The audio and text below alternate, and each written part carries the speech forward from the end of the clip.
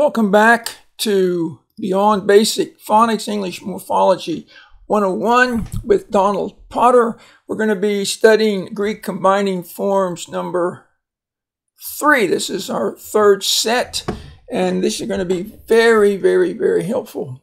Ped means foot. So now look at all these words with ped in it. Pedometer, you have ped and meter to measure. So pedometer measures how many steps you walk. So that's a healthy thing.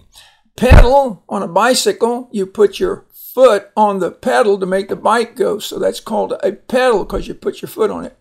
Pedestrian is someone who's walking along the side of the road or downtown, just people walking around is a pedestrian. Expedition originally had the idea that you went walking somewhere. X mean out, walking out, but an expedition would be like somebody that was going to go to the North Pole. Even a moon landing could be an expedition. Okay, biped means any animal or people that have walk on two legs, chicken and so on. So that's two legs. Notice the I is long at the end of a syllable. Quadruped, quadrum is the idea of four, so quadruped would be a four-legged animal such as a cow or a horse. Pedicure, people go and have their toenails done and different things, pedicure. Expedite. This actually has to do with helping out. If somebody's doing something and you go help them, then you're going to expedite what they're trying to do. Carry it forward, help get it done, help them reach their goal. Orthopedic's really interesting. Ortho means straight. And so pedic, here has the idea of ped there as foot. So orthopedic would be like a surgery on someone's foot that there's something wrong with it, and so they have to do surgery to make it straight. Arche, by the way, that's going to have the K sound because it is Greek. By the way, CH usually says ch in Anglo-Saxon words, and it'll say sh in words that are from French. And in words that are from Latin, it's going to have the K sound. That might be interesting and might be important to know. Some old or ancient. Archaeology, ology study. So archaeology is the study of old things, digging up the past. And someone that does it is an archaeologist. And the find, when they find something, it's an archaeological find. And then we have archetype. And that takes us to a great psychologist by the name of C.G. Jung, and he studied archetypes, and I call them, they're like paradigms. I suggest you look that word up in a dictionary. In fact, I just did that, and so over here I've got my dictionary on I have two screens, so on my other screen, and this says it's a noun. It means a very typical example of a certain person or thing. For example, a book is a perfect archetype. The book is a perfect archetype of the genre. And also in psychoanalysis, Jungian psychology. Won't go into that. It's all interesting stuff. Okay, hyper. And this is kind of interesting because, as I've mentioned, I actually read Greek. And this Y in Greek is actually a U, but when it comes over into English, they make it a Y. So the Greek word uper, and that H is actually called a rough breather in English, but I mean it's in Greek, but nevertheless, uper means over, okay, in Greek. And so, but it has a long I sound in the words hype. So hyperactive is a child that can't sit still. Hyperthermal, therma means heat, so hyperthermal means very hot. Hypersensitive is someone maybe got good ears. They're hypersensitive to sound, to touch, smell. Sometimes people's feelings are hypersensitive, and so they might be easy to offend. Hypercritical is when you're very critical of someone else. Why, he don't even know how to get his tie straight. You know, there's things like that. Hypercritical. Hyperinflation. That's when there's so much money going around that it's not worth much anymore. Hypertension usually has to do with blood pressure. And if the blood pressure is high, it's called hypertension. Hyperbole is a figure of speech, and it's the idea of exaggeration. By the way, B-O-L-E comes from the Greek balo, which means another word for throw, or a word for throw in Greek. So, so it's like. Hyperbole means like to throw over, but what it is, it's an exaggeration. If I said, man, that basketball player must have been 7 feet tall. Well, he probably a little over 6 feet tall. So it can be any kind of exaggeration, and it's used a lot in literature and sometimes with humorous effect.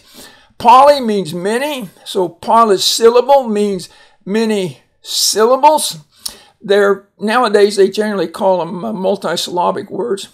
Polygon, we'll study gon means angle, okay? So a polygon is something that has many angles. Polyglot is someone that speaks two or speaks more than one language. Como yo hablo español y ojalá que ustedes estudien otros idiomas también. I just said, I speak Spanish, and I hope that you learn a foreign language or another language sometime. Polyglot.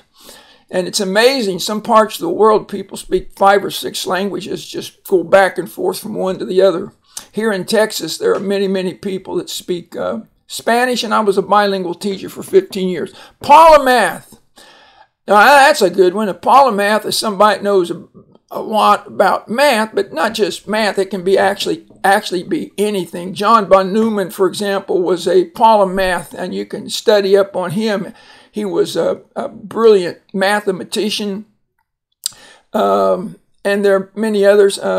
Number 5, mono means one. So a monocycle is a bicycle that just has one wheel. I've never tried to ride one of those, but they just have one wheel. And bicycle would be 2 wheels. Tricycle would be 3 wheels.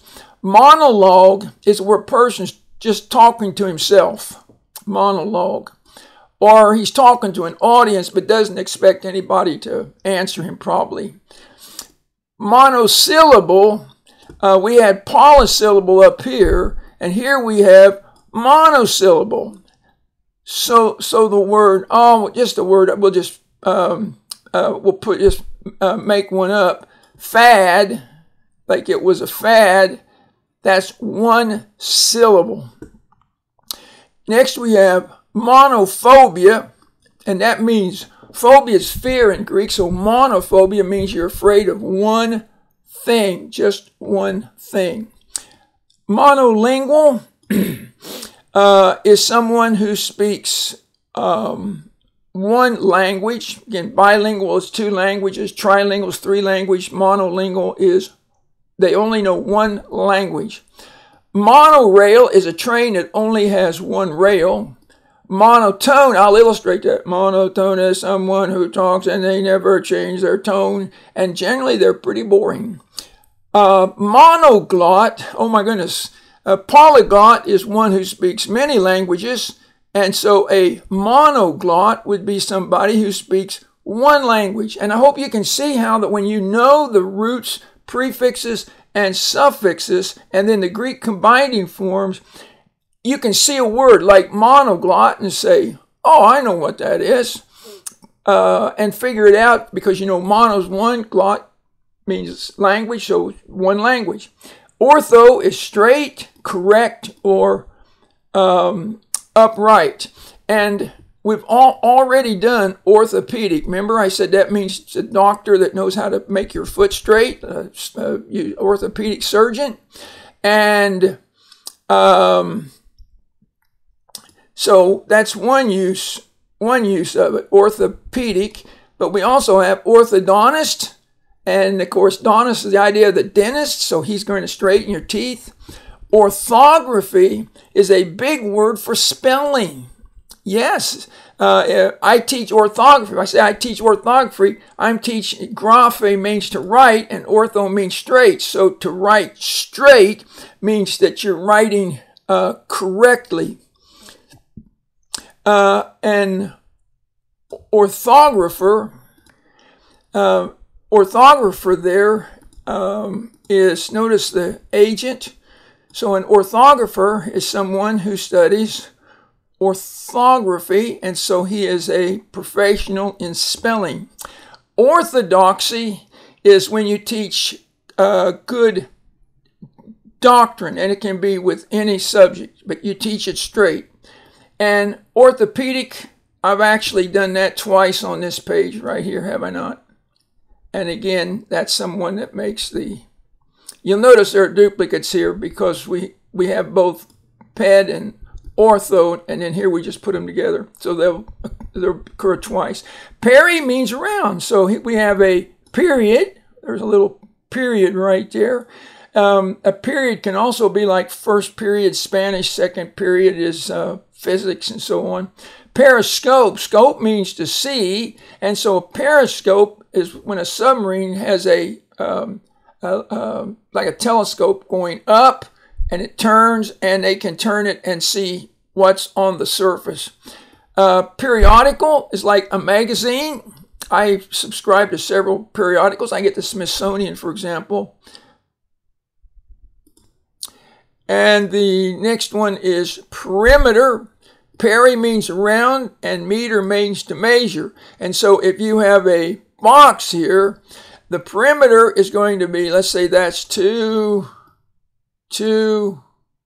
4, 4. You have 8, 9, 10, 11, 12. So the perimeter there would be 12. Then we have phil, which means love, so philosopher.